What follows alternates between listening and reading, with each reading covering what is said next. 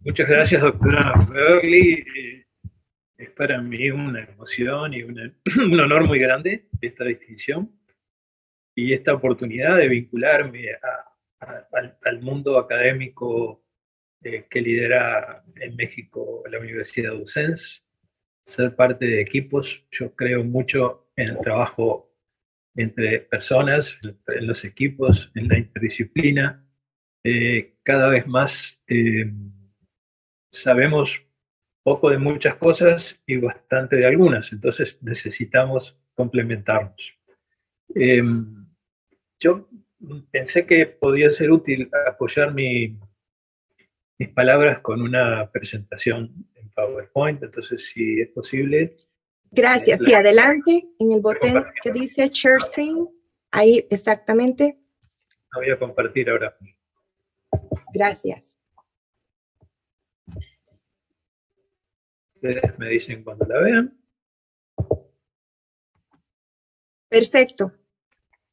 Se está proyectando. Bueno, realmente traté de traer a este ámbito un conjunto de reflexiones, de reflexiones personales, de cosas que he leído y de cosas que estoy un poco como pensando en este momento sobre esta problemática que no dudo en llamar compleja. O sea, dar cuenta de las amenazas del cambio climático tiene muchas dimensiones y es realmente una cuestión compleja. Si miramos en particular el sector agropecuario o el sector agroalimentario, parece claro que cada vez más se necesita atender a varios objetivos al mismo tiempo. Necesitamos producir más alimentos y más materias primas, eso es claro, para satisfacer las necesidades de la población actual y también para satisfacer las necesidades de las generaciones futuras.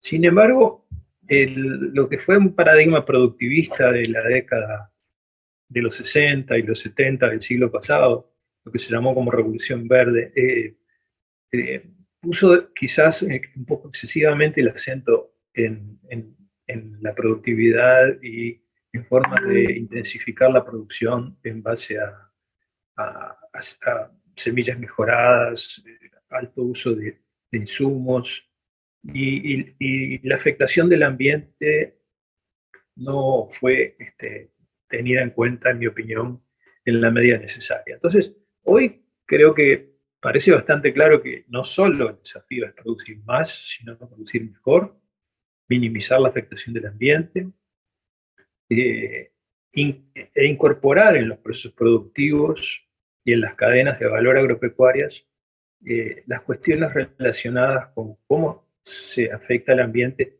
cómo se mitiga el cambio climático, cómo construimos resiliencia en los sistemas, cómo reducimos la vulnerabilidad. Y una cuarta dimensión que tenemos que tener en cuenta es que entre ese intento de producir más, pueden aparecer sinergias o pueden aparecer compromisos con la mitigación o con la adaptación. Existen formas de producir más que en realidad representan lo que hoy el IPCC se llama mala adaptación. O sea que no solo no nos adaptan, sino que incluso pueden reducir nuestra adaptación e incrementar la vulnerabilidad. Entonces es como que es muy importante ampliar el foco de atención y tener en cuenta varias dimensiones al mismo tiempo. Eso significa que muchas veces de lo que se trata, creo, es más que de maximizar una sola dimensión, es como de optimizar un conjunto de dimensiones que se consideran relevantes sin probablemente maximizar ninguna en su conjunto. Tenemos claro los fuertes impactos que tiene la variabilidad climática, los eventos extremos sobre la producción de alimentos. Estas son dos fotos de Uruguay, que si bien es un país en el cual en promedio llueve unos 1.400 milímetros por año, cuando uno analiza series de tiempo, encuentra que hay una enorme variabilidad interanual e intraanual. A veces un año de 1400 milímetros no es que todos los meses llueven 120, sino que pueden llover 800 en 3 meses y los otros 400 en 8 meses. Entonces, hay que atender mucho no solo a los promedios, sino a lo que pasa con los indicadores de la variabilidad. Y el cambio climático representa superponer a la variabilidad climática natural, porque el clima es naturalmente variable, superponer un forzante muy grande que está aumentando y que va a seguir aumentando esos eventos extremos. Y cuánto aumenten esos eventos extremos por el cambio climático depende de las respuestas y de la acción climática de todos, de la humanidad. Ya quedó claramente atrás aquella discusión de atribución. Bueno, el cambio climático será natural, será efecto de las manchas solares, será resultado de la acción humana. Bueno, ya hace más de 10 años que se han despejado completamente todo tipo de dudas. Y cuando hablamos de actividad agropecuaria, quizás no haya otra actividad que sea más clima dependiente que la actividad agropecuaria. Con la excepción de algunos sistemas bajo vernáculos y muy controlados, digamos que la enorme mayoría de los sistemas agropecuarios dependen enteramente del clima para su provisión de agua, para su provisión de servicios ecosistémicos, y en consecuencia, si a una actividad el cambio climático le pega particularmente fuerte, esa es la actividad agropecuaria. Y por lo tanto, esto se constituye en una fuente de riesgo creciente para la sostenibilidad de las actividades productivas, para los medios de vida de los productores y sus familias y las comunidades rurales, para las cadenas de abastecimiento de alimentos, para las personas que trabajan en el procesamiento, en la distribución, en la comercialización, para la alimentación a nivel de los países y también para la alimentación a nivel global, porque una parte importante de la producción global, si bien minoritaria, pero una parte importante, se vuelca a los mercados internacionales para contribuir con la seguridad alimentaria. Estos eventos extremos entonces tienen, por supuesto, costos sociales, económicos y ambientales muy importantes. Esta es una foto que tomé de una sequía cerca de donde estoy ahora. Ustedes pueden ver un tapiz vegetal totalmente mínimo, totalmente amarillo, sin pasto para consumo de los animales y con una fuente de agua en proceso de retracción y amenazando con afectar la vida misma de los animales. Entonces, bueno, el impacto es muy, muy, muy importante. Pero bueno, además de los impactos económicos, sociales, productivos, tenemos que considerar que el cambio climático también afecta la base de recursos naturales sobre los que se asienta la producción agropecuaria. Afecta los suelos. ¿Cómo los afecta? Bueno, porque en la mayoría de los sitios está lloviendo con más intensidad. Cuando llueve, llueve con más intensidad. Aumentan los eventos extremos de precipitación y esos son los responsables de la mayor parte de la erosión de los suelos. También se afecta el recurso agua en su disponibilidad y en las próximas décadas vamos camino a que el agua sea un recurso extraordinariamente crítico, no solo para consumo animal, sino también para consumo humano. La biodiversidad está sumamente afectada y se va a seguir viendo afectada. Y la biodiversidad es fundamental para la resiliencia. Los sistemas que pierden biodiversidad pierden resiliencia, pierden capacidad de recuperarse frente a los eventos extremos. Entonces, estamos transcurriendo, dicen algunos científicos, lo que se llama la sexta extinción masiva a nivel del planeta. Hay algunos estudios con cifras realmente muy alarmantes. Por ejemplo, la biomasa de insectos, no la cantidad de especies, sino el conjunto de la biomasa de insectos, en países que monitorean, por ejemplo Alemania, se ha reducido un 80%. 80%. Entre esos insectos están, por ejemplo, los polinizadores, que sabemos lo fundamentales que son para realizar una serie de cosas. También están insectos que son enemigos naturales de plagas, y por lo tanto, si desaparecen, bueno, esas plagas van a aumentar. Estos son solo algunos ejemplos porque, digamos, está en riesgo la base material sobre la cual se desarrollan los procesos productivos, y hay, por lo tanto, que tomar medidas para proteger los recursos naturales.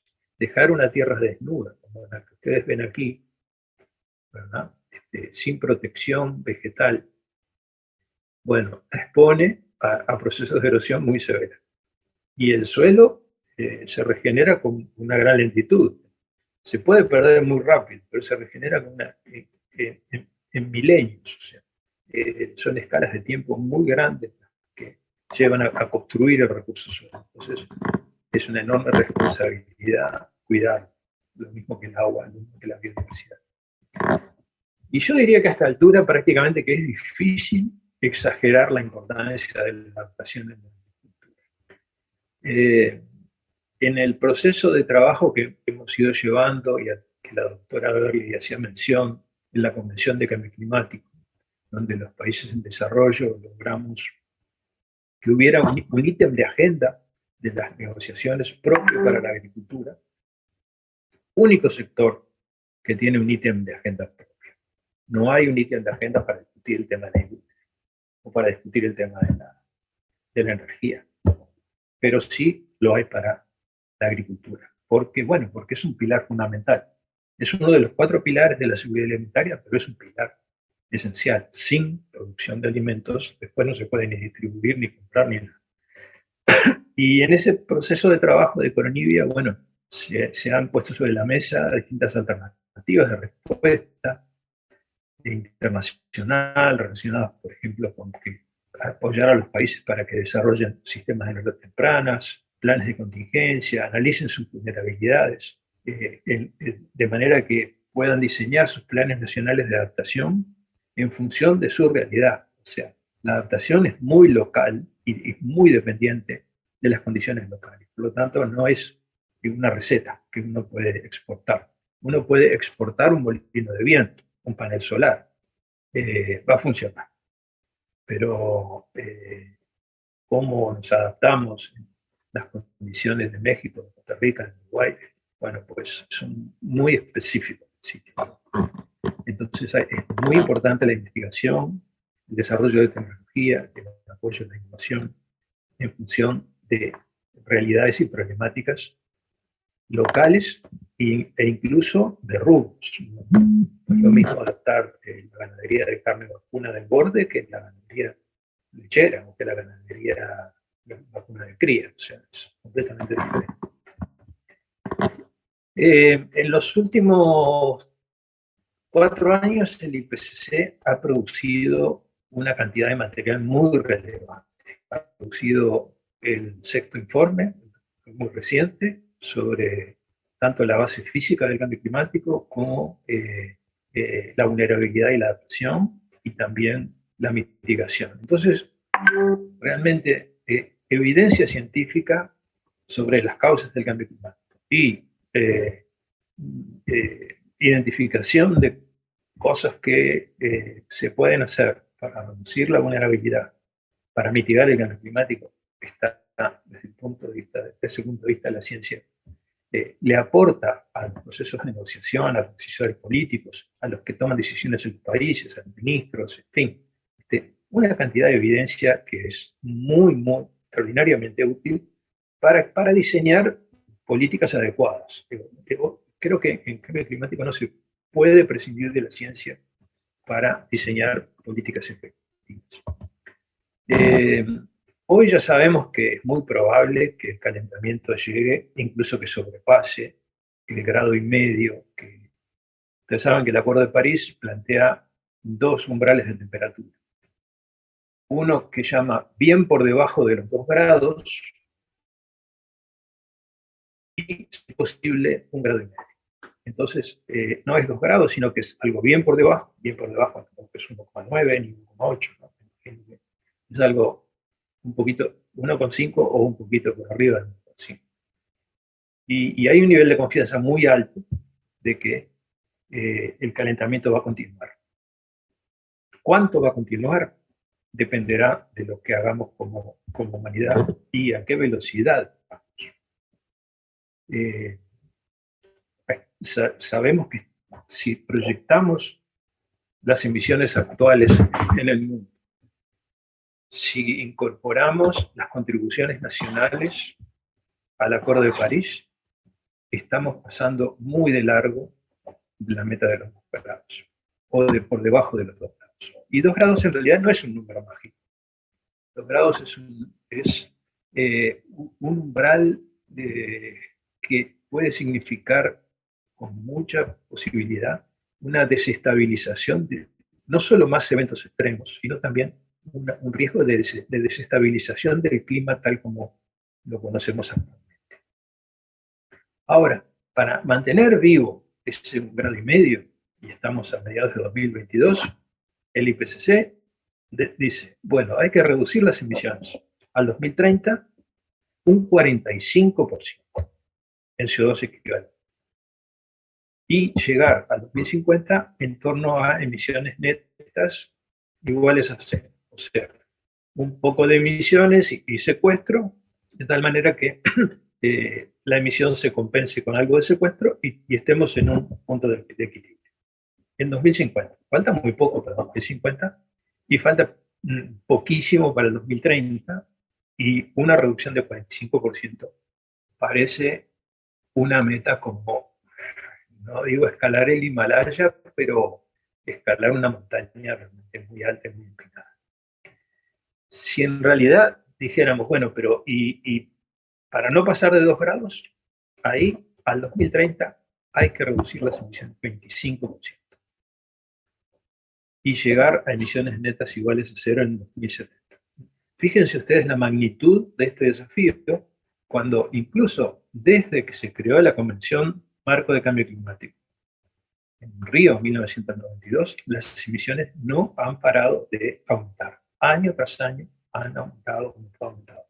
Si bien es cierto que hay más energías alternativas, que hay proyectos de energías renovables, que se invierte mucho en eso, aún así el consumo de energías fósiles, que es la principal causa del calentamiento global, no la agricultura, sino que es apenas un 14% del problema. El resto del problema está asociado a las fuentes fósiles. Entonces, mal puede la agricultura solucionarle el problema a la energía fósil. Hay que salir de la energía fósil lo antes posible y en niveles de ambición tan altos que uno se pregunta, ciudadano común del planeta, si realmente los países están con sus estructuras económicas preparados para hacer esa transformación tan rápida. Fíjense ustedes, y les muestro aquí distintas trayectorias posibles y cómo impactan en la desertificación, o sea, la escasez de agua en zonas áridas, la degradación de la tierra, la inseguridad alimentaria. Después de la revolución industrial, la temperatura media empezó a aumentar. Y hoy estamos aquí, en 1,1. Ya estamos en zona amarilla. Pero si seguimos en el escenario de negocio corriente, que es este que acá se mira como SSP3, SSP3,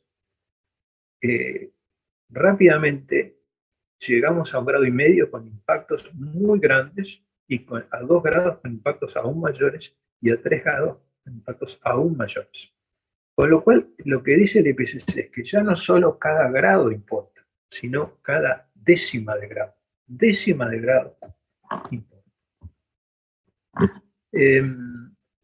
Afortunadamente, una de las buenas noticias que trae el IPCC en su reporte es que hay sinergias entre adaptación y mitigación en la mayoría de las tecnologías o de las opciones de respuesta.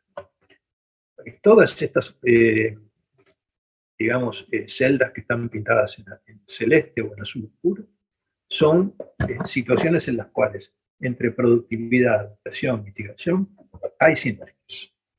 Y solamente dos casos, uno asociado a la conversión de pastizales en tierras de cultivo y otro a la restauración y conversión de turberas, en los cuales hay un traidor. O sea que se prende acá un señal de alarma. Pero en una cantidad de situaciones, trabajar en mitigación y trabajar en adaptación dan beneficios.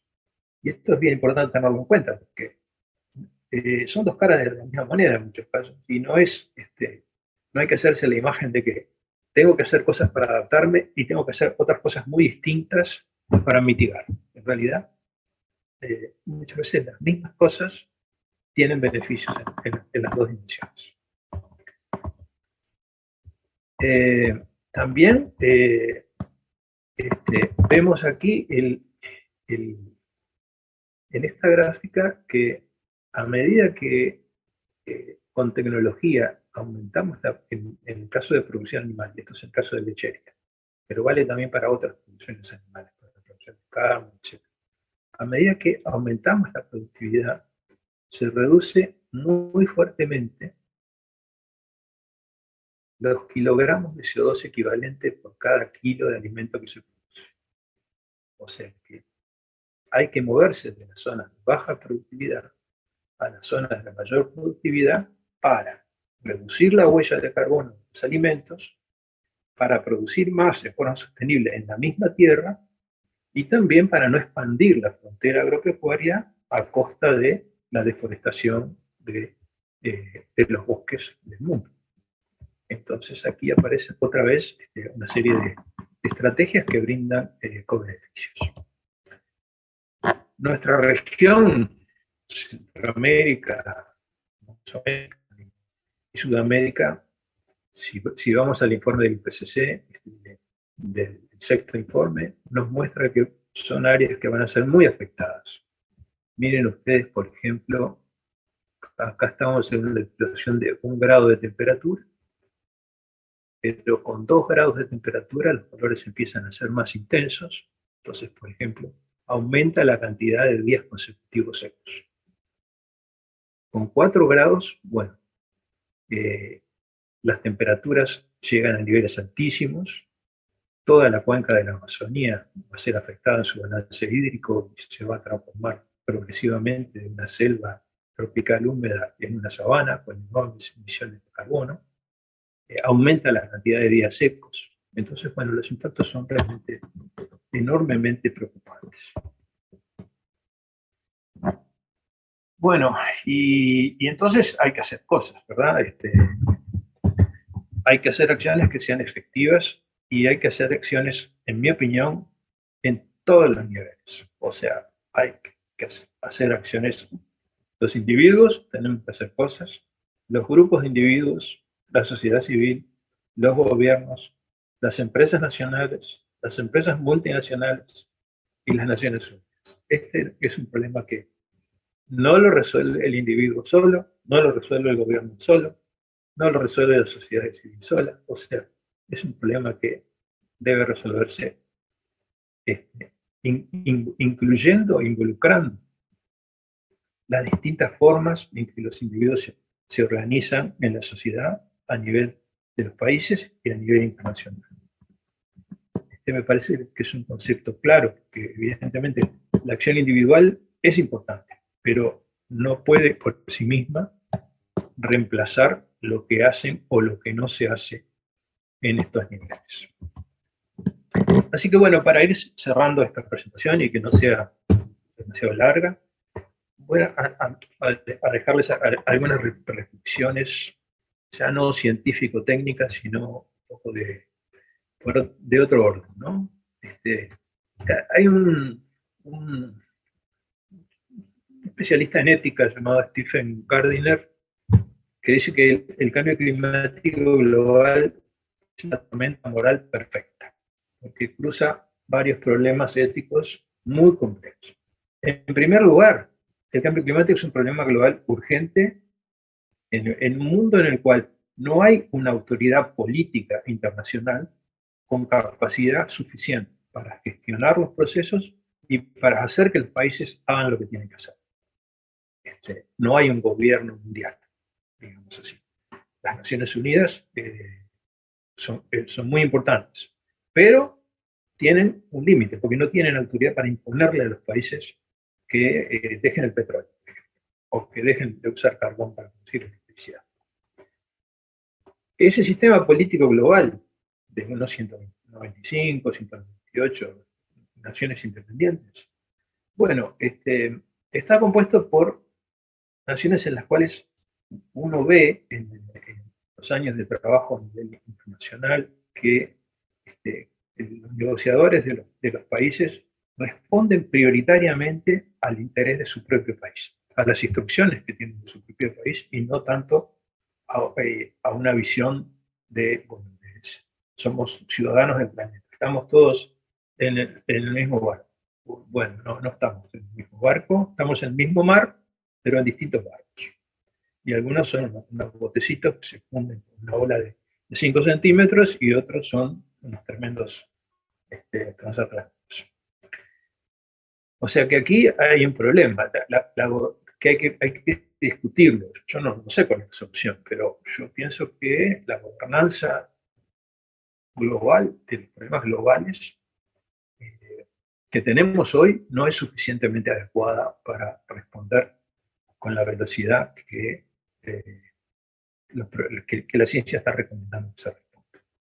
En segundo lugar, otra dimensión importante es que el cambio que señala Stephen Gardiner es que el cambio climático es un problema intergeneracional. O sea, los gases de efecto invernadero que seguimos emitiendo a la atmósfera van a permanecer durante mucho tiempo. Entonces, las generaciones futuras sufrirán más efectos del cambio climático global que nosotros mismos, nuestros hijos, nuestros nietos, bueno, nos van a decir, abuelo, bisabuelo, abuelo, ¿qué hiciste? Y esas generaciones futuras no han nacido, no tienen voz en los asuntos contemporáneos. No pueden presionar a los políticos para que tomen decisiones políticas que hoy son necesarias para un mejor mañana. Generalmente los políticos tienen periodos de gobierno de 4 años, 5 años, etcétera. Tienen que mostrar resultados en el tiempo que están en sus cargos y muchas veces pueden no estar dispuestos a proponer acciones climáticas costosas, pero que van a mostrar resultados en un futuro lejano, cuando ellos ya hayan abandonado sus cargos. Entonces, bueno, acá hay una cuestión que a mí me parece que es necesario profundizar en la discusión. No es un tema solamente económico o tecnológico, el tema del cambio climático. Aborda dimensiones de gobernanza, dimensiones de institucionalidad, dimensiones éticas. Por lo tanto, podríamos decir que el calentamiento global es un problema moral, no es un problema técnico-científico, es económico, sí es, pero también es un problema moral, porque pone en riesgo la propia supervivencia de la especie, acrecienta la injusticia y la desigualdad entre los habitantes de nuestro planeta, y entonces es necesario debatir cómo se relacionan estas dimensiones con las responsabilidades, los derechos de las personas, la justicia, la libertad. Un biólogo alemán, Bernhard Pelz, dice que la humanidad está en deuda. Dice que año tras año consumimos cada vez más recursos de los que la naturaleza puede proporcionar en el año. Este consumo excesivo, por supuesto, también tiene un efecto directo sobre el clima. Entonces, ¿cuáles son los dilemas? ¿Cómo volver al equilibrio con la huella económica? Eso puede significar una transformación en los hábitos de vida, en los hábitos de consumo que tenemos hoy, porque sabemos que no se pueden extender al conjunto del planeta. No podemos extender el modelo de consumo, de intensidad de consumo de los países desarrollados a los 8.000 millones de habitantes del planeta, porque eso requeriría 5 o 6 planetas en el que tenemos en entonces tenemos un problema de vínculo entre la sociedad y la naturaleza. Hay algunos enfoques sobre este vínculo sociedad-naturaleza que está por detrás de esta problemática del cambio climático y de otras problemáticas. El enfoque vigente, y que es muy antiguo, empezó con Descartes, un filósofo del siglo XVII, creo. Considera la naturaleza como un conjunto de objetos que están puestos a disposición del ser humano. Descartes decía que existe la máquina animal. Lo vivo no es más que materia inerte organizada de manera compleja, y solo el ser humano tiene un alma sustancial distinta del cuerpo, lo que lo convierte en una especie única respetable. Las demás formas de vida no son respetables. El resto de la naturaleza, entonces, está a disposición de la humanidad. Y estas premisas, que nacieron hace 3 siglos, de alguna manera le dan un sustento al uso indiscriminado y extractivo y destructivo de la naturaleza en todas sus formas, que vemos en muchos casos, ¿no? En la agricultura, pesca, ganaderías intensivas, agotamiento de minerales, contaminaciones de todo tipo. Más posteriormente han aparecido otros enfoques. Por ejemplo, la ecología científica se basa en un sistema. Entonces, bueno, lo que hay que mirar son todas las interacciones entre las especies vivientes entre sí y todos los organismos vivos, con su entorno físico, suelo, aire, clima. Entonces, el hombre es parte de la naturaleza, es un elemento de un ecosistema y ese ecosistema es finito.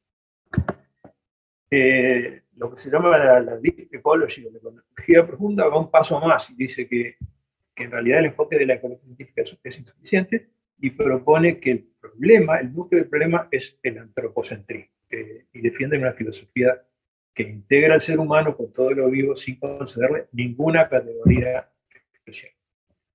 Y después el enfoque 4 busca mantener una distancia prudente entre el hombre en las visiones de la relación hombre-naturaleza, y considerar que la naturaleza y el ser humano coexisten, se penetran, se complementan, y que un animal puede ser respetado, a diferencia de lo que sostenía Descartes, sin que se le conceda la misma categoría que un ser.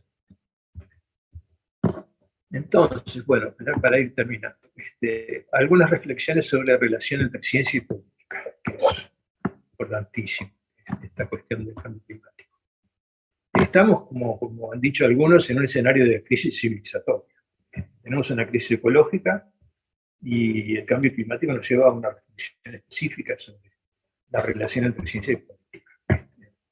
La ciencia y la tecnología, si bien son parte de eso, son extraordinariamente útiles para entender los problemas y para resolverlos, también han tenido responsabilidad en el origen del problema del cambio climático, porque ha sido en base a ciencia y tecnología que aprendimos a extraer el petróleo, a quemarlo en motores de explosión, a extraer el carbón, a usarlo para producir electricidad. Bueno, todo eso se hizo con ciencia y tecnología.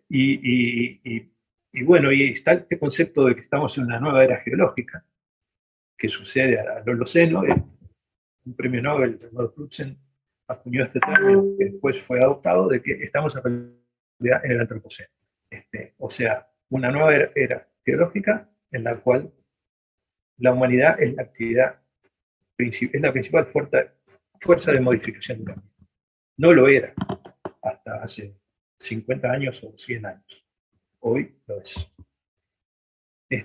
Pero bueno, la ciencia es la que nos hace conscientes de los problemas y es clave para asistir a los políticos. O sea que la ciencia puede perdernos, pero también puede salvarnos. Por lo tanto, tenemos que recurrir a ella. Un filósofo alemán, Hans Jonas, formuló el principio de responsabilidad a principios por los años 70, pensando precisamente en las cuestiones psicológicas. Dice, actúa de manera tal que los efectos de tus actos sean compatibles con la permanencia de una vida auténticamente humana en la Tierra. Entonces, se trata un poco de concebir la vida social contemporánea de una manera que incluya la preocupación por la sostenibilidad de los sistemas en el muy largo plazo y que abarque a las generaciones futuras en el ámbito de nuestras responsabilidades presentes. La UNESCO propone 6 principios, ¿no? El principio para la acción, que se aplican a la acción climática. Prevención de daños, precaución, equidad y justicia, solidaridad, desarrollo sostenible, conocimientos científicos e integridad en la adopción de decisiones. Creo que tenemos que tener miradas que no sean unidimensionales, miradas que tengan en cuenta varias dimensiones al mismo tiempo. Así que bueno, muchas gracias a la Universidad de Sens. Estoy muy contento de que me hayan invitado a integrarme a la universidad.